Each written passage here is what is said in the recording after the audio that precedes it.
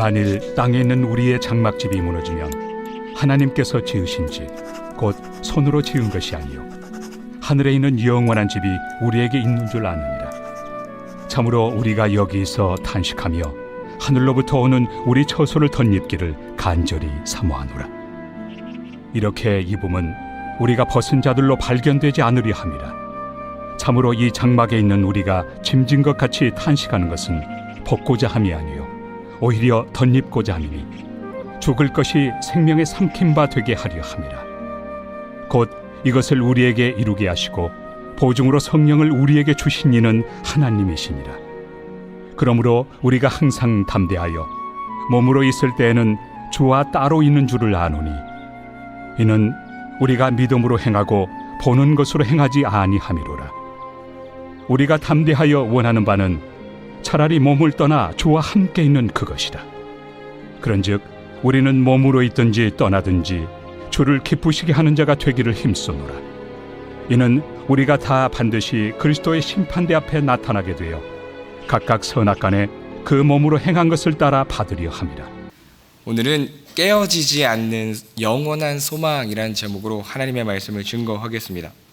우리는 계속해서 고린도 교회를 향한 바울의 간절한 마음과 또한 복음에 대한 열정을 살펴보고 있습니다. 특별히 오늘 본문은 바울이 온갖 고난과 역경과 어려움 가운데서도 복음을 위한 삶을 살 수 있었던 그 이유에 대해서 이야기해주고 있습니다. 바울이 가진 분명한 소망에 대한 이야기입니다. 먼저 바울은 고린도 교회의 성도들의 오해를 바로잡기를 원했습니다. 이미 그가 고린도전서를 통해서 그들에게 이야기했던 부활체, 육신의 부활에 대한 이야기가 그들에게 전해졌음에도 불구하고 그들 중에는 이 헬라 사상과 거짓 교사들의 가르침 때문에 그 부활을 믿지 못하는 자들이 있었던 것 같습니다. 그런 자들이 이렇게 생각을 했죠. 육신이 감옥, 이제 영혼을 가두고 있는 감옥이다라고 생각을 했고, 그래서 죽음을 통해서 그 감옥에서 벗어난다는 생각을 가지고 있었던 것입니다. 그런 그들에게 이야기합니다. 1절입니다.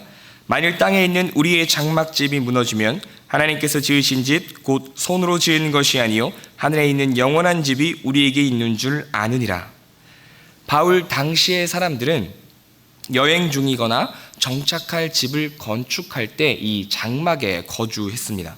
장막은 임시적인 거처였던 것이죠. 또한 일시적인 거처였습니다. 바울은 집이 완공되기를 기다리면서 사람들이 거처했던 그 장막, 또 본인이 만들었던 그 장막을 비유로 사용하고 있는 것입니다. 그리고 이 장막은 즉 이 육신을 뜻하는 것이죠. 이 땅에서 우리의 몸은 일시적일 뿐만 아니라 굉장히 허술한 장막과 같다라고 이야기해주고 있습니다. 반면에 때가 되어서 우리가 얻게 될 그 영원한 집은 하나님께서 지으신 집이며 또 하나님께서 지으셨기에 영원한 기쁨과 평강이 가득한 그 하늘 나라에 대해서 이야기해주고 있습니다. 그 집이, 그 영원한 집이 우리에게 허락될 것이다 라고 바울은 이야기하고 있는 것이죠. 그러면서 이 영원한 집을 향한 탄식에 대해서 바울은 이야기합니다. 2절인데요. 참으로 우리가 여기 있어 탄식하며 하늘로부터 오는 우리 처소로 덧입기를 간절히 사모하노라. 아멘. 이 탄식이란 말은 신음하다라는 의미인데요. 즉 고통과 고난 가운데 어려움을 당했을 때 신음하는 것을 뜻합니다. 또 한 가지 의미가 더 있는데 그것은 그리워하며 한숨 쉬다라는 의미를 가지고 있습니다. 즉 무언가를 그리워하며 사모하며 애타는 마음에 대해서, 그래서 나오는 그 탄식에 대해서 이야기해주고 있는 것이죠. 즉 이 바울이 얘기하는 탄식은 바로 이 후자의 의미를 더욱 담고 있죠. 저 하늘나라, 영원한 하나님께서 허락하시는 그 집에 대한 사모함과 애틋함에 대해서 바울은 이야기하고 있는 것입니다. 앞서 육신이 영혼의 감옥이라고 생각한 자들에게 바울은 3절을 통해서 죽음 이후에 더욱 완전하고 아름다운 이제 부활체라는 것이 우리들에게 허락될 것이다 라고 이야기합니다. 사실 부활에 대한 믿음이 없다면 우리들의 삶은 결국 육신의 탐욕과 정욕에 따라 살아갈 수밖에 없을 것입니다. 제대로 된 신앙생활은 불가능하겠죠. 소망도 없을 뿐더러 오늘 내가 무엇을 위해서 고난당해야 하는지 이유가 없는 삶이기 때문입니다. 바울은 계속해서 이야기합니다. 4절 말씀 같이 읽겠습니다. 시작. 참으로 이 장막에 있는 우리가 오히려 덧입고자 함이니 죽을 것이 생명에 삼킨 바 되게 하려 함이라. 이어서 바울은 그들이 이 사모함으로 인해 어려움을 당하고 있는 그 탄식의 모습을 이야기하면서도 마치 동물이 먹이를 삼키듯이 그 영원한 생명이 일시적이고 썩어질 뿐인 이 죽음을 집어 삼키는 그림을 보여주고 있습니다. 바울은 고린도 교회 성도들에게 이 육신의 부활에 대해서 제대로 이해하기를 바랬던 것이죠. 죽음은 결국 영원한 생명에 의해서 파괴될 것이다 라는 것을 이야기해주고 있는 것입니다. 영원한 생명과 완전한 육신의 부활에 대한 이 바울의 소망은 또한 근거가 없는 것이 아니었습니다. 바울은 그 소망의 근거에 대해서 이렇게 이야기합니다. 5절인데요. 곧 이것을 우리에게 이루게 하시고 보증으로 성령을 우리에게 주신 이는 하나님이시니라. 아멘. 예수 그리스도를 믿는 자들에게 약속된 성령님이 바로 영원한 소망의 근거가 되신다라는 것입니다. 예수님의 약속이었을 뿐만 아니라 사도 바울은 그 자신과 이 고린도 교회의 성도들의 삶 가운데 역사하셨던 성령님을 이미 보았습니다. 그렇기 때문에 그는 이 하나님께서 보증으로 이 성령님을 보내주셨다라고 이야기하고 있는 것이죠. 잘 아시다시피 보증은 마치 계약금과 같습니다. 그래서 때가 되면 완전한 값을 치르게 한다라는 의미가 이 계약금에 담겨져 있죠. 마찬가지로 성령님께서 우리에게 오심으로 인하여 완전한 구원의 때를 이루어 가시는 그 성령님의 역사하심을 마치 이 계약금과 같이 표현해주고 있는 것입니다. 그래서 우리들 안에 내주하시는 성령님으로 인해서 성도들은 하나님께서 부활의 날에 우리에게 영원한 몸을 주실 것이다 라는 것을 확증할 수 있는 것입니다.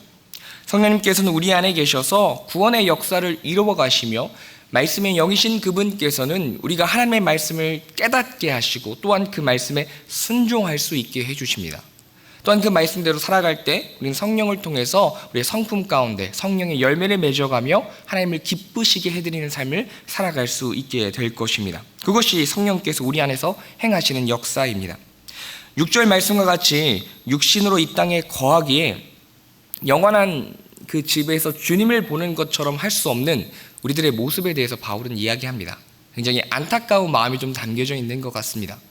빨리 주님께 가고 싶은데, 주님과 함께하고 싶은데 그러지 못하는 삶. 그러나 그가 그러지 못했던 것은 그가 이 땅에서 해야 할 사명이 있었기 때문이었습니다. 바로 복음을 전하는 삶, 그 고린도 교회와 같은 하나님을 잘 알지 못하는 어리석은 아직은 그 미성숙한 자들에게 하나님의 말씀을 가르쳐주는 것이 그의 사명이었기 때문입니다. 그러면서 그 모습을 또 7절과 같이 묘사합니다. 7절 같이 읽겠습니다. 시작. 이는 우리가 믿음으로 행하고 보는 것으로 행하지 아니함이로다. 아멘.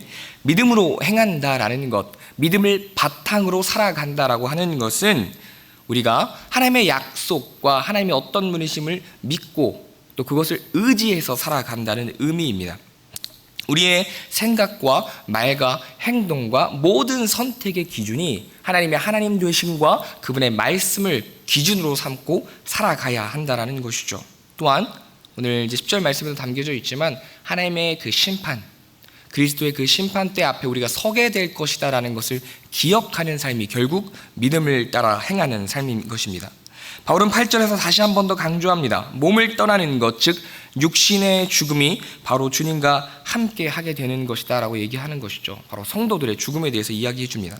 어쩌면 바울은 그가 아까 말씀드렸던 것처럼 당장 가고 싶지만 그러지 못하는 상황 가운데서 오늘도 우리들이 어떻게 살아가야 되는지를 다시 한 번 더 9절 말씀을 통해 보여줍니다.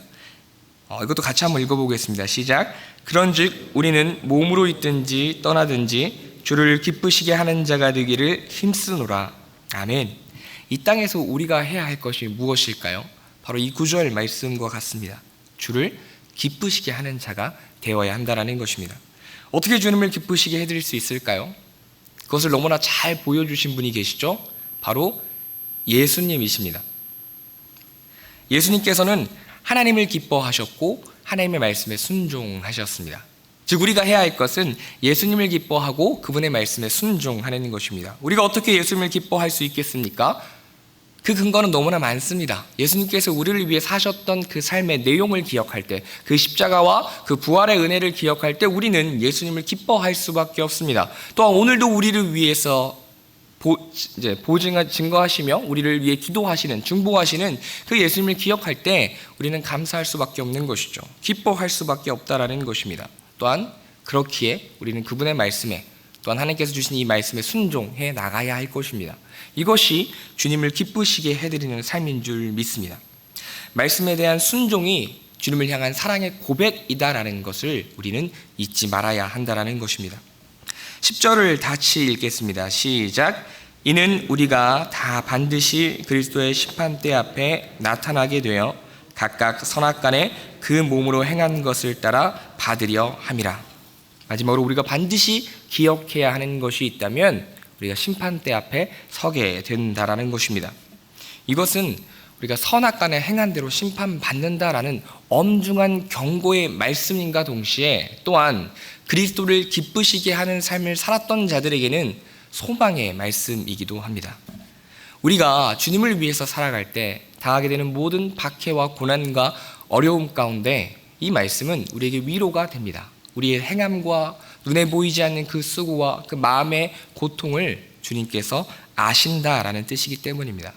주님을 기쁘시게 해드리기 위해 살 때 우리는 반드시 기억해야 합니다. 이 모든 선악간에 행하는 일들을 주님께서 보고 계시며 때가 이르렀을 때 반드시 심판해 주실 것이다 라는 것을 우리가 꼭 기억해야 합니다.